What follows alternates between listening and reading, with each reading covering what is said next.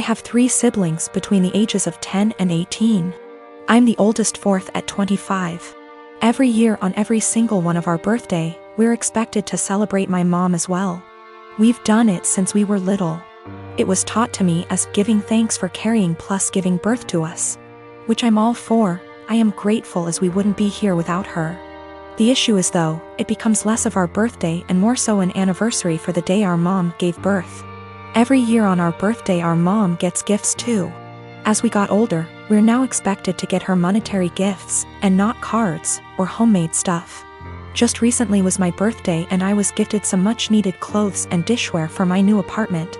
My dad however got my mom a new MacBook.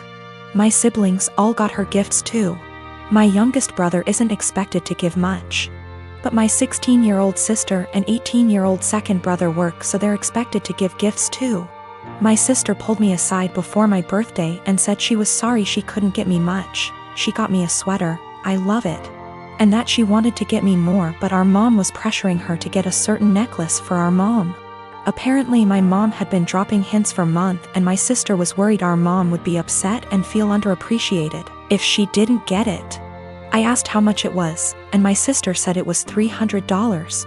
I honestly lost it on our mom and chewed into her later that afternoon when my mom opened her gifts after me. I think she's ridiculous for even wanting my sister to spend so much on a gift. Mom started crying and my dad kicked me out. Mom won't answer calls, but my aunt, mom's sister, called and said I was a POS for not respecting my mother and that I'm a selfish, narcissist child for being jealous of the gifts mom got. I thought I was in the right, but now I don't know. It's been over 2 weeks and mom won't answer my calls. She's been posting on Facebook inspiration quotes about letting go of the toxicity in your life, how blood doesn't equal family, and how hard it is to be a mother. Several family members, aunt, grandma, uncle, and 2 of my cousins, are replying to the posts and are very obviously directing vague comments at me about being a horrible daughter. What to think now because of how many people are on her side. I am a 35 years old female, a musician, playing gigs and at an orchestra as a violinist. Rehearsals just resumed, so orchestra is my main source of income ATM. My sister, she's 26, is a social worker, working 3 days a week, so minimal income, but she adores her job. I live in a small 2-bedroom apartment, both rooms around 9-10 square meters.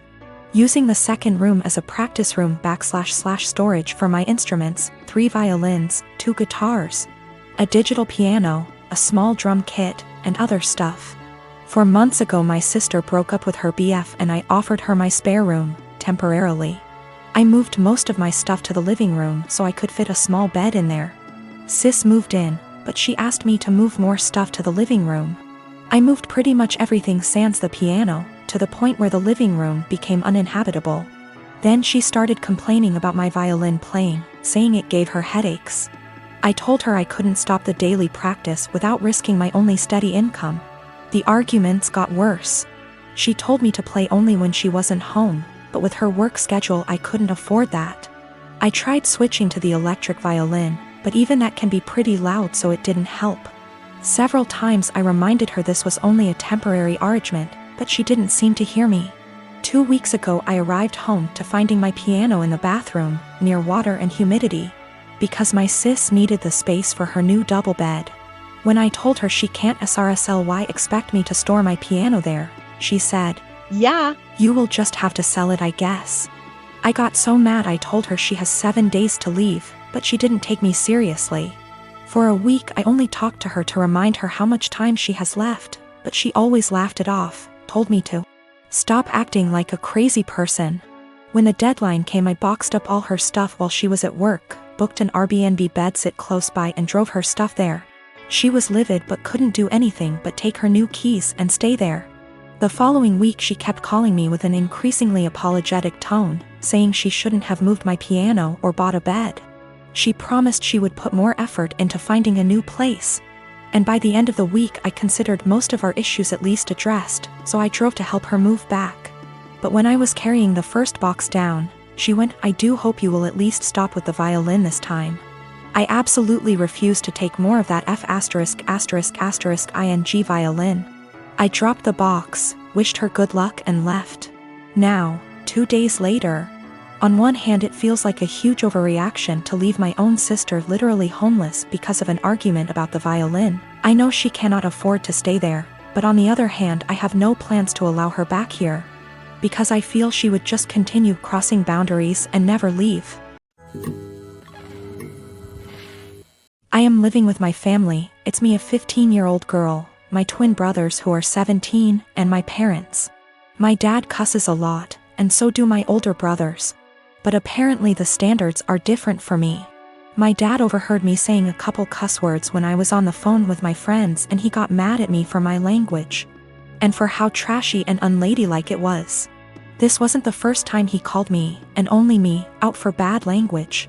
But it was the one that frustrated me the most because I could tell there was a double standard. I thought of calling him out on his language and hypocrisy, but then I had a different idea. I said that, yeah, it was a bad habit I was forming and didn't want to make a pattern, because if I got in the habit of cussing a lot, that wouldn't make me come off well when I start getting jobs or going to college. And as I was growing up, I wanted to learn how to speak respectfully and intelligently. But it was hard to keep from bad habits when I heard him and my brothers having potty mouth syndrome so often. They're setting an example whether they realize it or not. So I wanted to work on things for myself, but also together as a family. I suggested we make a swear tax where if anyone swears in front of anyone else who's participating, they give $1 to each person who heard them. I'd want that rule for myself because it would keep me accountable, and I'd really like it if the family joined me for it. So my dad said he'd join, and so would my mom. They got my brothers to be a part of it too. They didn't really have a choice. My parents decided to make it a rule. I know it's kinda petty, but I wanted to make the point that my dad and brothers swear a lot and I almost never do. In the few months we've had the rule, I've gotten about $250 from hearing my dad and brothers cuss, and have not sworn once. It's kinda making my brothers angry because they often cuss when they're mad, and I ask them for money, so they get madder and cuss more. So I get more money until they shut up. My dad actually got mad at me too. He was having some drinks, calling his brother and talking, and I came over after and asked for $18. He actually said he wouldn't give me that much, and there should be a cutoff. He gave me $5, which sends a weird message. Like swearing is bad, unless you want to swear a lot, then it's cool. I did it because I know I swear the least out of my family, but I was the only one getting in trouble for it. I met my husband 6 years ago when we both had just graduated college. He was a lovely guy, handsome and very well put together. He loved muscle cars and weightlifting, and I loved everything about him. I fell in love with him instantly and was over the moon when he asked me to marry him. A year into our marriage, I became pregnant with our son and gained about 30 pounds. I was 5 feet 3 inches, 125 pounds before the baby and 155 pounds after the baby. I still fit into the same clothing sizes, so I didn't think I had gained too much weight and that it would come off with breastfeeding and some more exercise. After the baby, my husband started pressuring me to lose the weight. He said that his friends were making comments about how fat I had gotten and that he was not as attracted to me as he was before I had the baby. He gave me an ultimatum that I either would have to lose the 30 pounds in 6 months or he would leave me. I was very upset about the demand, but I didn't want to lose him, so I tried my hardest to lose the weight. Every day for months I would wake up and go to hot yoga for 90 minutes. After I got home from work, I would run or do some bodyweight exercises. I tried to keep my calorie count below 1200 so that I would lose 2 or more lbs per week. The weight slowly but surely started to come off, and I was back down to 130 pounds by the end of the 6 months. My husband was happy and things looked like they would be okay. After I lost the weight, I noticed a shift in the attitude of my husband's friends. Most of them are perfectly nice guys, but a few of them are absolute pieces of shit, the same ones who called me fat. Once I returned to my old weight, these friends started to make comments about me and how sexy I was. I told my husband to make them stop, and he said that he would speak with them, but the rude comments never stopped. I channeled all of my frustrations into working out, and I lost an additional 15 pounds of body fat and got more toned. This past weekend, my husband's friends were over at the house and one of them grabbed me and tried to grope me. I told my husband, and even though he was angry at his friend, he was still angry at me. My husband said that I was leading his friends on by losing so much weight, and that I was trying to make myself skinny so that I could cheat on him. I was disgusted by this accusation and packed my bags and left for my mom's house. Last night, my husband called me and begged for me to come back home. He says that he knows that he was unfair and that he won't let his friend come over anymore. But I am so tired of dealing with this that I'm not sure I want him back. He's the one that told me to lose weight. But now he's blaming me for being too skinny, and I'm afraid he's going to make me develop an eating disorder. But I also still love my husband, and it hurts me to be apart from him.